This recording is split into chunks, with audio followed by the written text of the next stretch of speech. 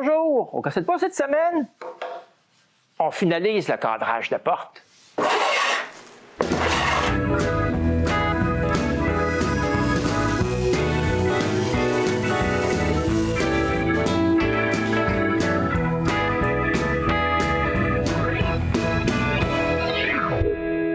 Dans mon dernier épisode, René et moi avons réussi à refaire un cadre de porte. Par contre, à ce cadrage, il n'y a pas de panneaux latéraux. C'est le temps de remédier à ça. Ça, c'est un des côtés des panneaux originaux. Je vais m'inspirer d'eux. Mais par contre, je vais réutiliser les deux morceaux du bas des panneaux originaux. Ainsi que les 4 séparateurs. Par contre, je ne peux pas réutiliser les panneaux du haut. Ils sont rendus trop petits pour ce que j'ai besoin. Mais j'ai quand même ces bouts-là qui ont passé dans Saint-Martin. Je vais donc les utiliser. Pendant que je m'occupe de ça, René commence à décaper les morceaux qu'on va récupérer. Moi, je coupe des bouts pour les remplacements de panneaux.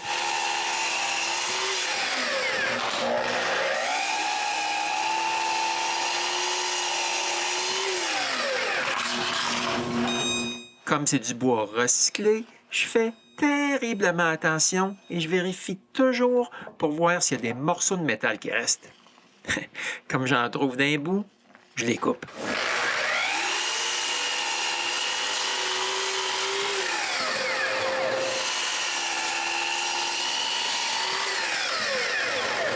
Quand c'est fait, je refais une autre vérification juste pour avoir l'esprit tranquille.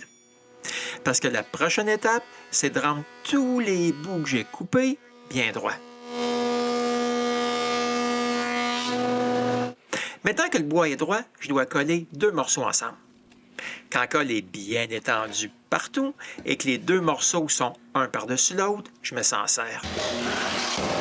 Maintenant, je dois attendre que la colle sèche. Pendant ce temps-là, je peux aider René avec son décapage. Quand c'est fait, on doit quand même sabler un peu.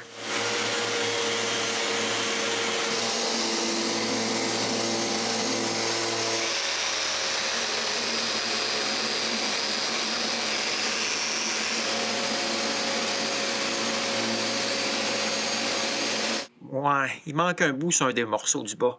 Je vais coller un autre bout de bois. La première chose à faire, c'est de couper un bout bien droit.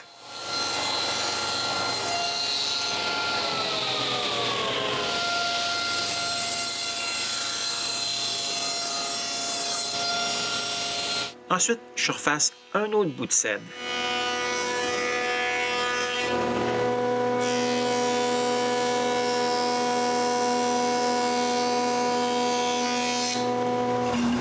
Ouais, mais c'est juste quand j'ai fini que je réalise qu'après avoir tout surfacé, il est rendu trop mince.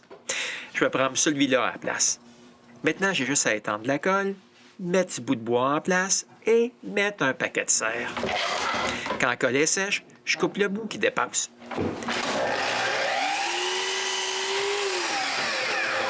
Et pour rendre le tout à même épaisseur, j'utilise la sableuse à tambour.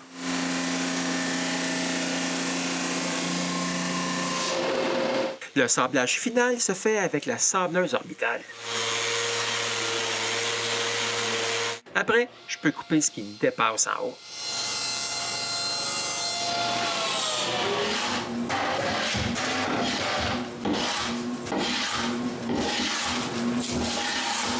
Maintenant, on est prêt de s'occuper des montants des panneaux. Je commence par couper les collages que j'avais faits il y a un peu plus que 6 mois, un peu moins long.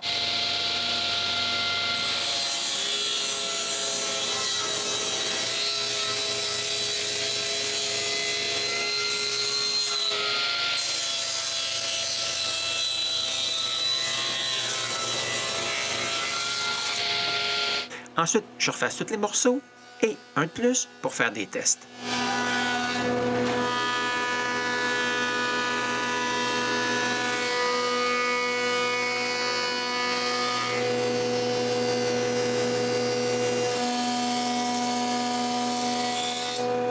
Avec mon morceau de test, je coupe des rainures pour les panneaux surélevés.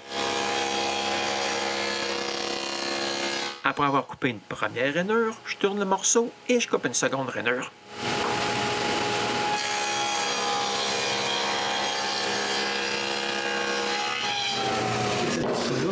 Maintenant, je peux vérifier si les rainures sont faites à la bonne place. Ouais, ça semble parfait. Mais pour m'en assurer, je mets les panneaux qui vont aller dans ces rainures. Ouais, le vrai test, là, c'est de mettre les deux panneaux, pas juste un. Avec les deux panneaux en place, je peux constater que mes ajustements sont parfaits. C'est donc le temps de couper un bout droit sur chaque montant.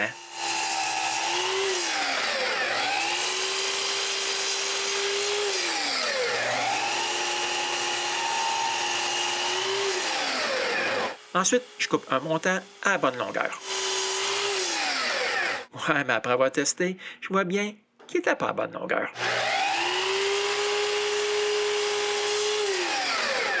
Bon, ça c'est mieux. Je mets les 4 montants en ligne et je les coupe tous à la même longueur en me servant de mon premier comme mesure.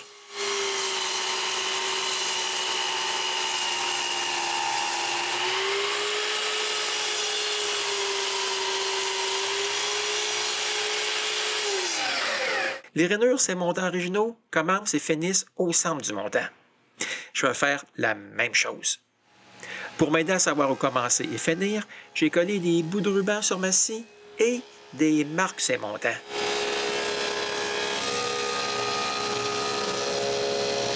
Ici, on peut difficilement voir la marque de la fin.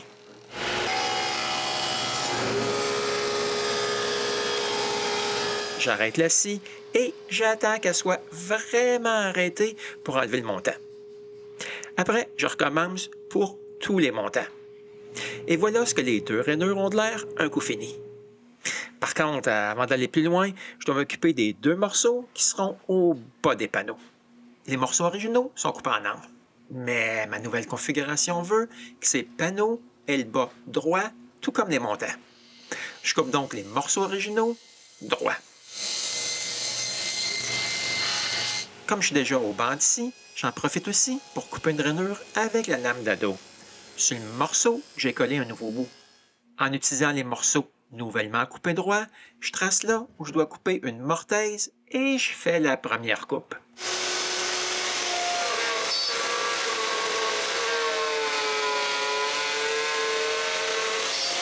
Sans rien changer aux ajustements du guide, je coupe de l'autre côté du montant pour élargir la mortaise.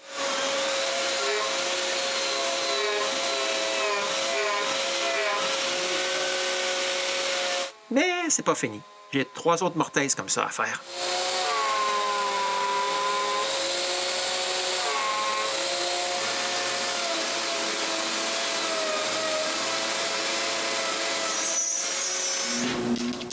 Les morceaux d'ébout auront un double épaulement sur leur tenon. Il faut donc que je marque ce que je dois enlever et je l'enlève.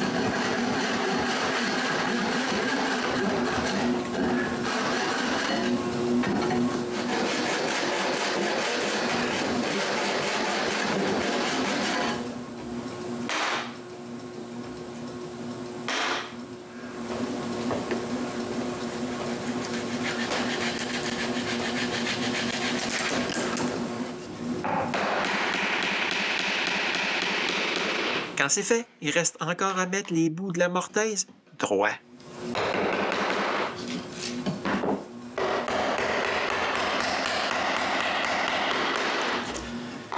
Maintenant que les premières mortaises sont faites, c'est possible de marquer pour la prochaine.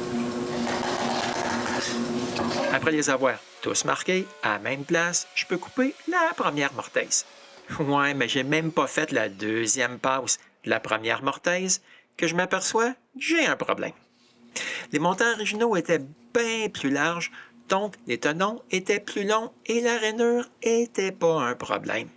Mais pour moi, je dois donc couper des bouts pour boucher les rainures là où il y aura des mortaises.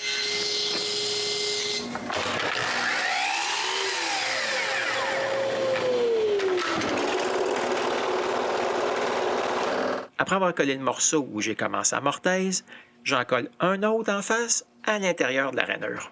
Mais avant de continuer les mortaises, je bouche toutes les rainures autour des mortaises des autres montants.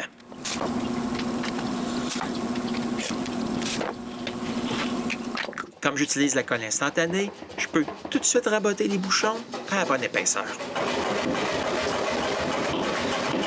Et finalement, je peux couper les mortaises de ces traverses.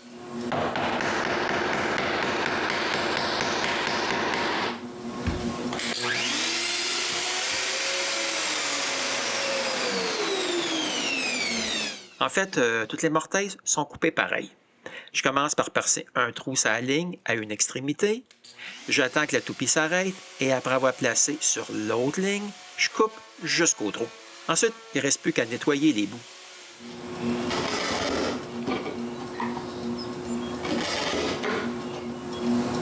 Ouais, mais c'est pas fini. Il y a d'autres mortaises à couper pour une autre traverse. Toutes les opérations sont identiques à ceux que je viens tout juste de terminer.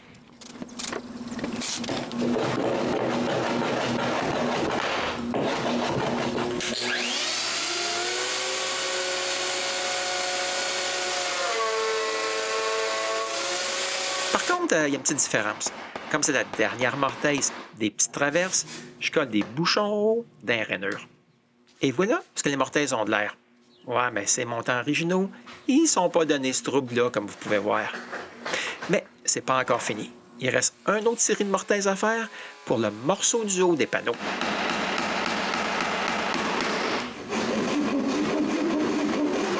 Et quand finalement toutes les mortaises sont terminées, je peux m'occuper des traverses. La première chose à faire, c'est de m'assurer que j'ai un bout de coupé bien droit sur un bout de toutes ces traverses.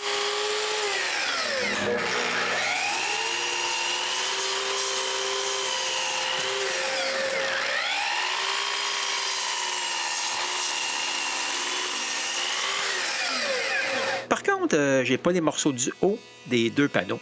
Je dois m'occuper de surfacer un des morceaux que j'ai collé il y a déjà 2 jours.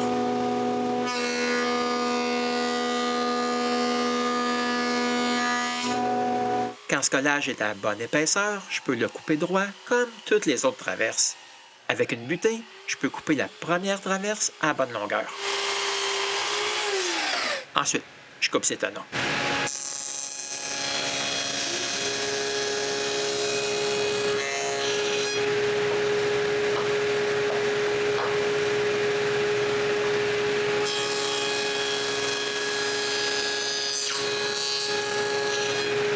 En fait, je vous ai menti. J'avais fait une traverse de test auparavant et avec cette traverse, ainsi que celle que je viens tout juste de couper, je peux faire un test de panneau. Après avoir fait un assemblage à sec, je peux essayer le futur panneau dans son ouverture. Comme je vois que c'est parfait, je peux couper toutes les autres traverses et faire leur tenon.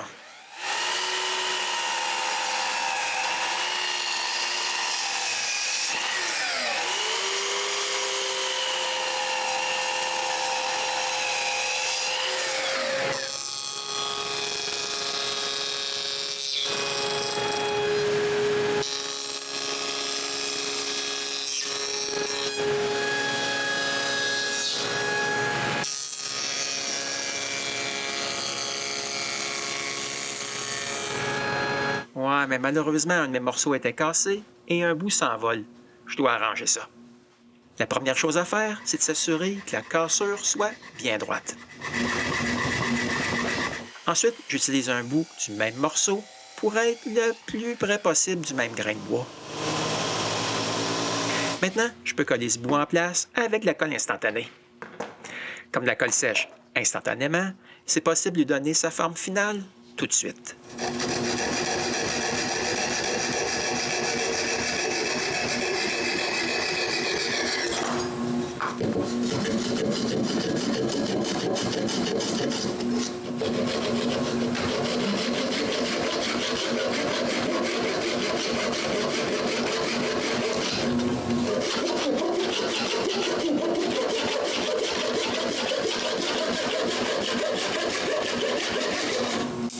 Maintenant que j'ai toutes les traverses, je vérifie qu'elles s'assembleront sans trop de difficulté.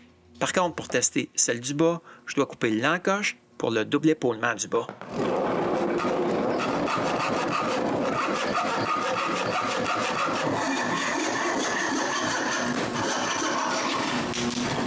Parfait, mais les morceaux du haut que j'ai été forcé de refaire sont trop larges et je dois les couper.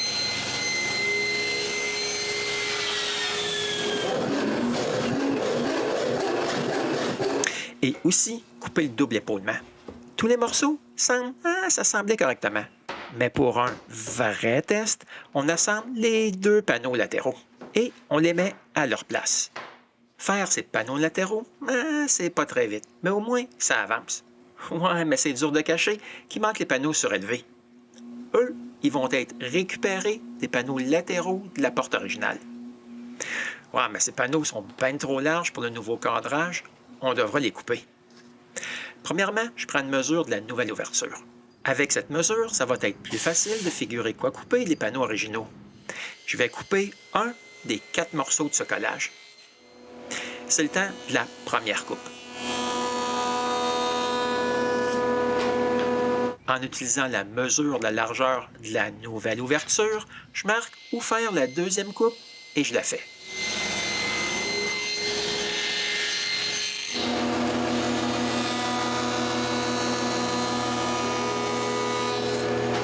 Maintenant, je peux coller ces 2 morceaux ensemble. Pendant que la colle sèche, je coupe un autre panneau.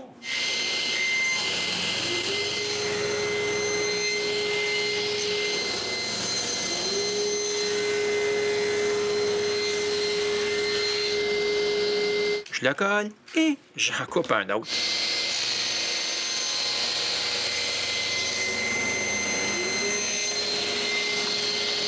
Éventuellement, les 4 petits panneaux sont collés. Mais c'est pas fini. J'ai aussi 4 autres plus gros panneaux à rendre plus petits. Et les voici en train de sécher. Quand la colle est sèche, on peut sabler nos nouveaux panneaux.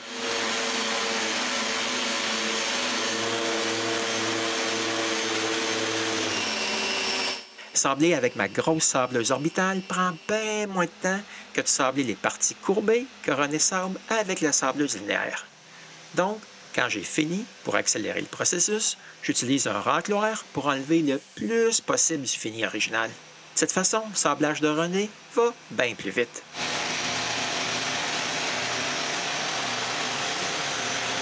Après plusieurs heures, on a les 8 morceaux de bien sablés. Ouais, mais avant de pouvoir les mettre à leur place, je garde les panneaux latéraux assemblés à sec et je coupe le même profil que les panneaux originaux avaient.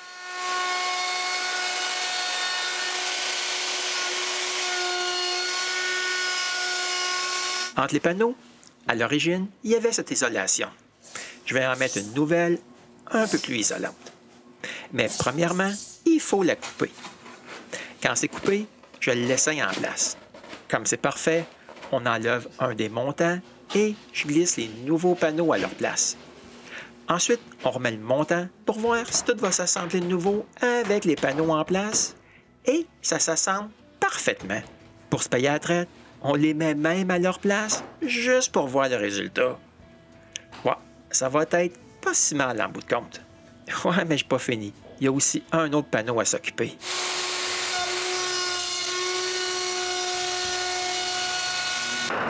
Ouais, pas si mal avec les deux en place. Vraiment pas si mal. Mais maintenant, il faut les coller. Pour ça, je vais utiliser de la colle époxy. C'est la colle idéale pour ce type de collage. Premièrement, l'eau n'a aucune incidence sur cette colle. Deuxièmement, même si mes assemblages auraient un petit jeu, elle les boucherait. Mais comme vous avez pu le voir, c'était pas le cas. Mais la raison principale pourquoi j'utilise cette colle, c'est qu'elle a un temps de travail très long et avec un assemblage aussi compliqué que celui-ci, je voulais pas avoir aucun stress inutile. J'étends donc de la colle partout, ces 2 parties de chaque assemblage, en faisant très attention pour ne pas mettre aucune colle sur les panneaux surélevés. Il faut surtout pas qu'ils soient collés. Quand la colle est bien étendue, René et moi, on met l'autre montant en place. On fait ça pour les 2 panneaux latéraux et quand les serre-joints sont en place, on laisse ça sécher. Les voici à leur place après que la colle soit sèche. Ouais, il reste encore d'autres choses à faire avant de pouvoir livrer ce nouveau cadrage à son propriétaire. Mais pour vraiment voir le cadre terminé dans mon atelier, vous serez forcé de revenir me voir au gosseur de bois.